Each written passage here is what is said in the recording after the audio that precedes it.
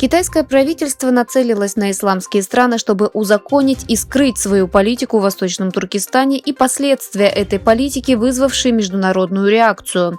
В связи с этим, по данным Танредак Network, 27 марта секретарь парткома Уйгурского автономного района Ма Синьруй принял в Урумчи представителей группы по расследованию кадра политической партии из ряда арабских стран. На встрече присутствовали представители политических партий из Ирака, Мавритании, Иордании, Палестины, Марокко, Туниса, Йемена и других стран. Ма Синьруй сообщил делегатам, что Центральный комитет Коммунистической партии Китая добился значительных успехов в Синьцзяне под руководством Си Цзиньпина.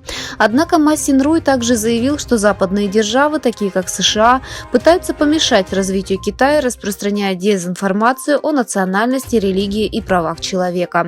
Эти встречи и заявления рассматриваются как часть стратегических усилий китайского правительства по завоеванию международной легитимности своей политики в Уйгурском автономном районе.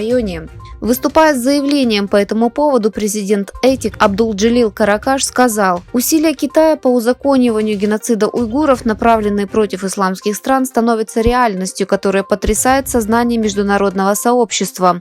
В то время как китайское правительство пытается узаконить свою политику в Восточном Туркестане с помощью нарушений прав человека и этнических чисток, оно не стесняется манипулировать исламскими странами с помощью ложной информации.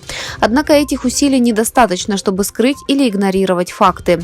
Заявление Ма Синьруй отражает лишь внутренние пропагандистские усилия Китая, реальность, которая скрывается под именем амбициозных достижений китайской компартии в Синьцзяне, на самом деле отражает картину, в которой уйгурский народ подвергается преследованиям, а его культурную самобытность пытаются уничтожить». 27 марта в одной из государственных средних школ швейцарского города Цуг для учащихся был проведен семинар на тему «История, настоящая и современная ситуация в Восточном Туркестане», посвященный геноциду уйгуров. Также были представлены фотографии заложников из архива «Полицейские файлы Синьцзяна». Мероприятие было организовано Государственным лицеем Цуга и Швейцарской уйгурской ассоциацией. Посол Турции в Пекине Исмаил Хакки Муса выступил с оценками турецко-китайских отношений, инициативы Ре-Азия и проектов по развитию связей в Азии на Боаосском азиатском форуме, проходившем на острове Хайнань в Китае.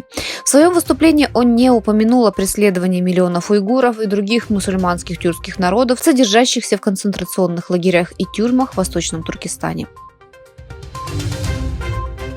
Президент Казахстана Касым-Жомарт Токаев, участвующий в Боао-азиатском форуме в Китае, заявил, что с нетерпением ждет возможности принять в своей стране Си Цзиньпина, виновного в геноциде уйгуров. Токаев поблагодарил руководство Китайской Народной Республики и секретариат Боаоского азиатского форума за приглашение и прекрасную организацию. Токаев также заявил, что с нетерпением ждет возможности поприветствовать Си Цзиньпина, виновного в геноциде уйгуров, в своей стране.